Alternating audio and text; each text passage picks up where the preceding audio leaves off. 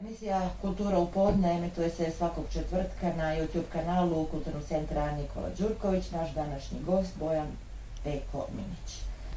Namjerno nisam rekla zanimanje gospodina Minića iz prostog razloga što kada sam pripremala ovaj razgovor vidjela sam da je on svestrani umjetnik.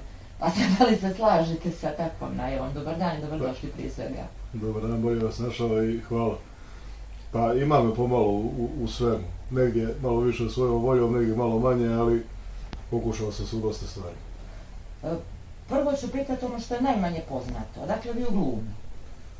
Pa glumom se bavim od osnovne škole amaterski. Glumio sam dosta predstava i u Vojvodini i u Kolačinskom pozorištu, ali naravno uvijek na amaterskom nivou. Ovo mi je prvi put da glumim sa profesionalnim glumcima, sa glumcima koji su, naravno, da je čitava ekipa posvetila život glumi i mislim da je ovo rezultat više ovih drugih sporednih mojih aktivnosti, više u vezi sa muzikom i sa jezikom, pa je onda gluma došla nekako kao nastavak svega toga, ali eto, nije da nemam iskustva nimalo, ali nemam toliko koliko imaju ostali u ekipi. Dobro, sve više blijedi ta granica između amaterskog i profesionalnog pozorišta. Što mislite, vi ima stvarno glumaca amatera koji su fantastični? Pa uvijek je bilo, mislim, poznata su ona trvenja između Pavla Vojsića i Čkanje i tako dalje. Uvijek je bilo na tuščika i stvari u tome kao u svakoj umjetnosti, dakle, za razliku od nauke u užem smislu te riječi, postoje ljudi koji se bave nečim iz ljubavi prema tome i postoje ljudi koji se bave nečim zato što im to donosi ili finansijsku ili neku drugu korist koja je njima važna i naravno neko ko to radi iz ljubavi uvijek ga radi iz srca i to se mora vidjeti i mora biti dobro. Znam dosta amaterskih glumaca koji su fantastični, znam i dosta profesionalnih glumaca koji se ne snalaze u toj mjeri u kojoj se snalaze ovi prvi koje sam pomenuo.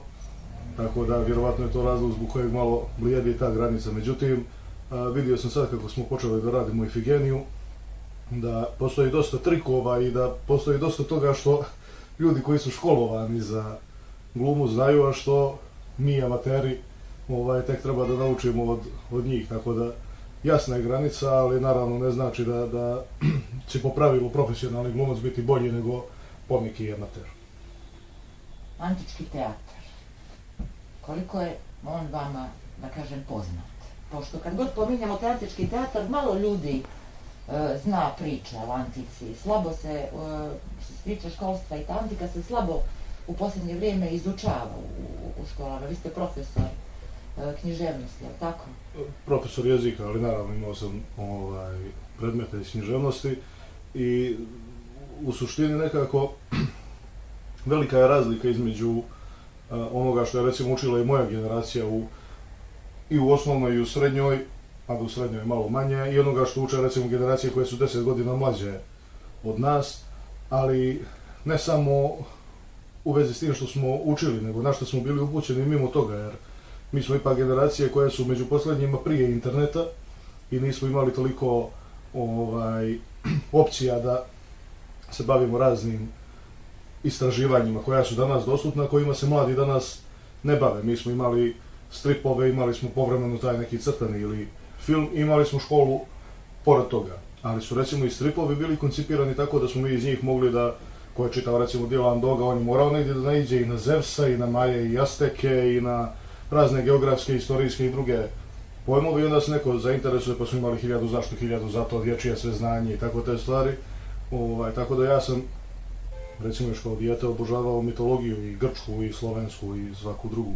Onda sam naknadno na fakultetu i bavio se malo time zato što sam imao predmete koji su se odnosili na antiku, tako da razumijem ovo o čemu se radi.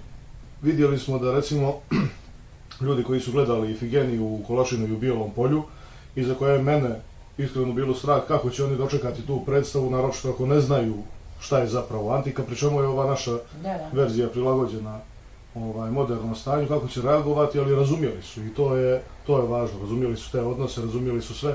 Pitanje je koliko će razumjeti prosječni gledalac rediteljske postupke, ali mislim da nije toliko daleko da bi neko morao da zna antiku i sve šta se dešavalo, ove osnovne likovi, osnovna dešavanja u vezi sa Trojom, pa ne znam, Ahil, Helena i tako dalje, pretpostavljam da većina zna, tako da ova predstava nije sa te strane toliko ljudima strana koliko bi recimo bila Medeje.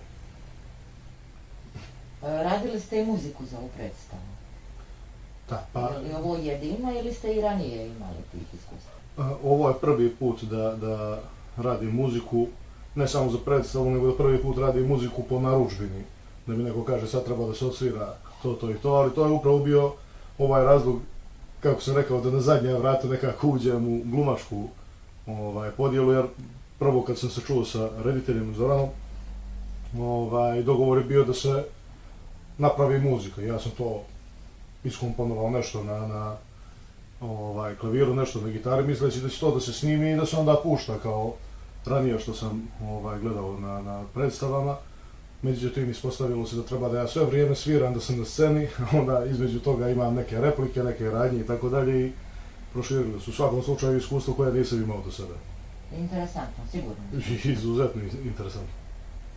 Sad možda onako ću zvučat smiješno, ali volite li pivo?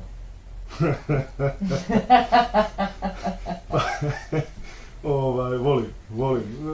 Ne samo pivo kao piće, nego volim čitavu priču o istoriji piva i... A znate zašto sam to pitala?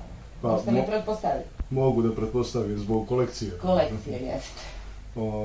Da, pivo kao piće ima svojih prednosti, ima svojih mana, naravno, ali čitava ta priča, recimo, o tome da u Kalevali, u finskom epu, ima mnogo više stranica posvećeno, odnosno stihova, više posvećeno procesu pravljenja piva nego nastanku svijeta u toj priči, pa onda razne anegdote i tako dalje.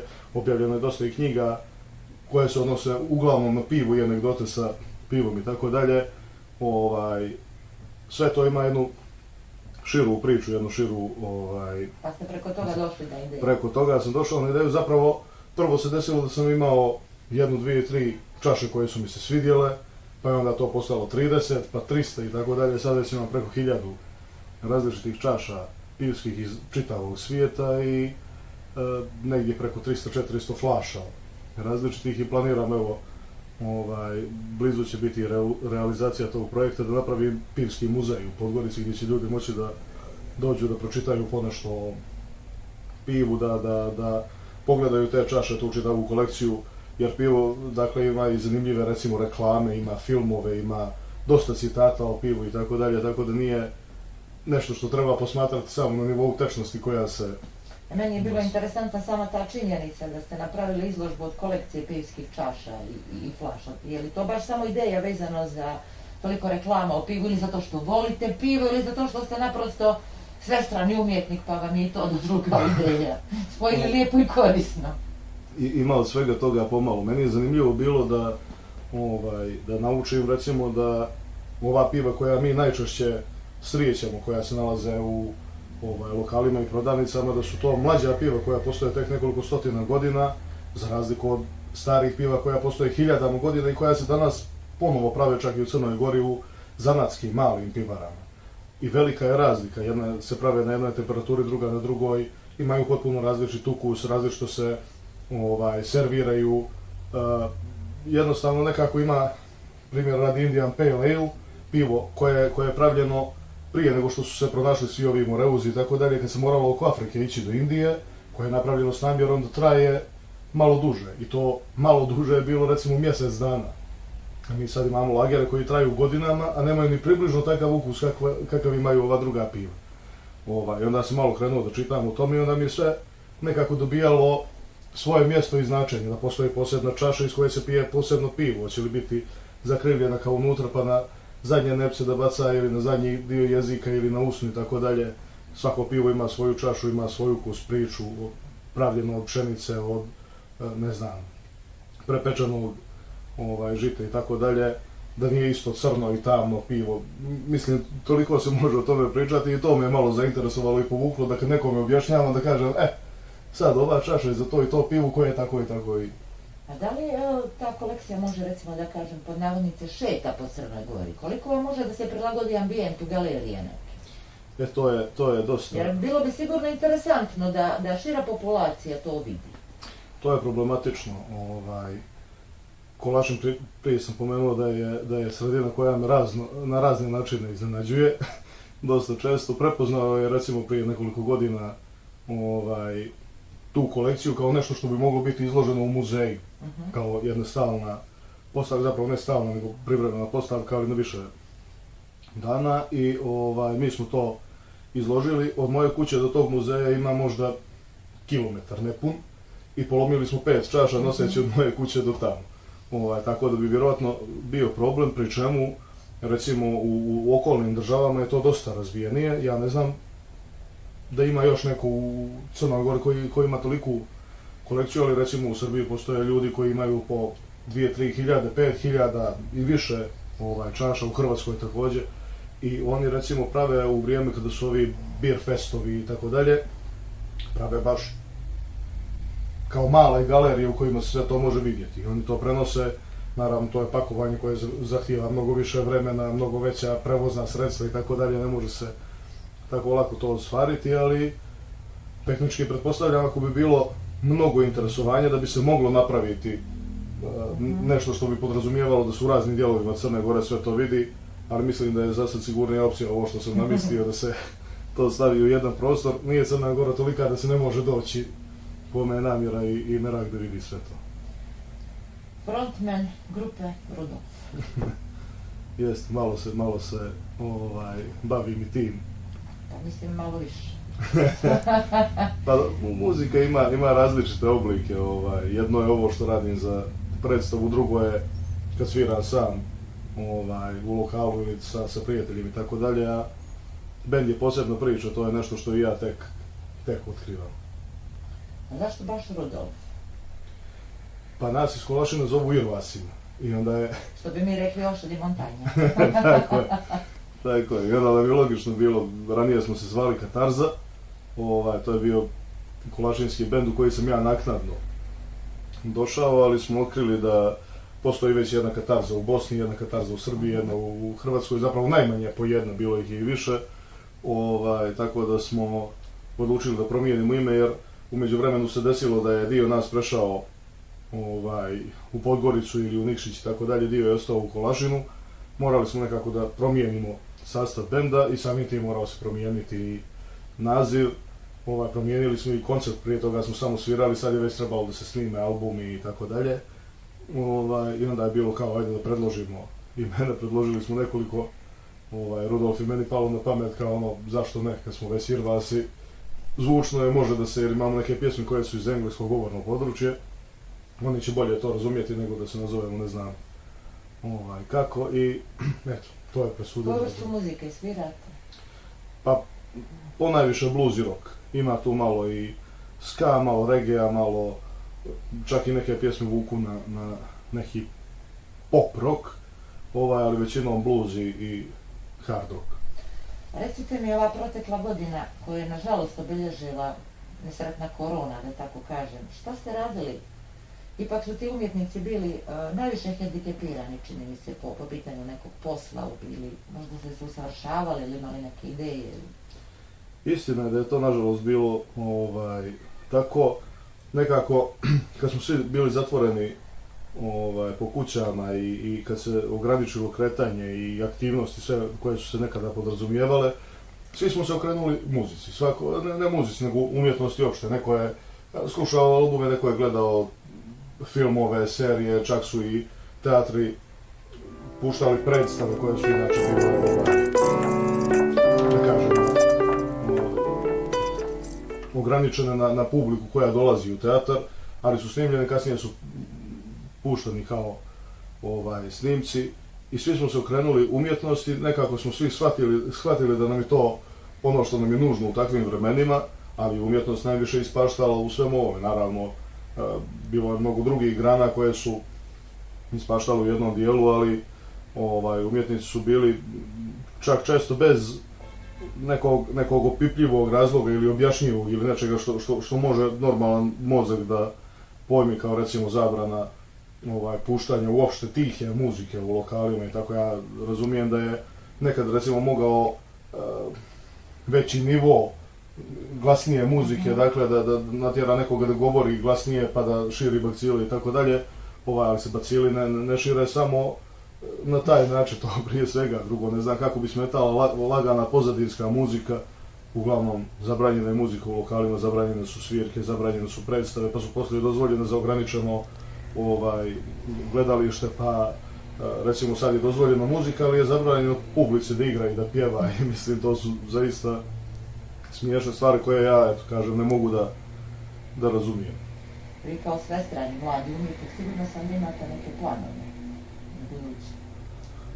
Planovi postoje. Planovi da, ali koliko je moguće ih realizovati?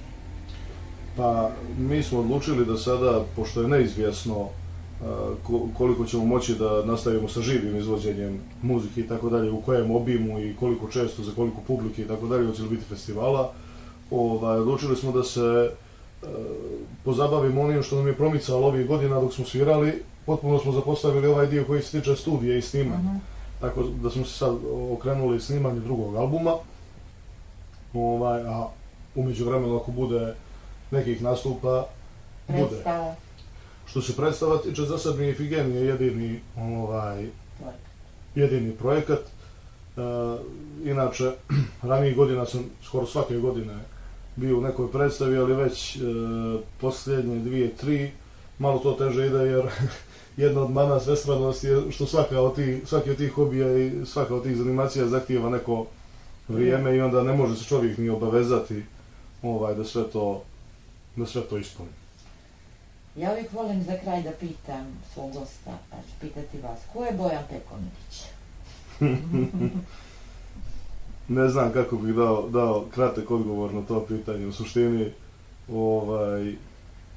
na neki način proizvod svega što je Peko Minić u životu doživio i način na koji se prilagodio tome.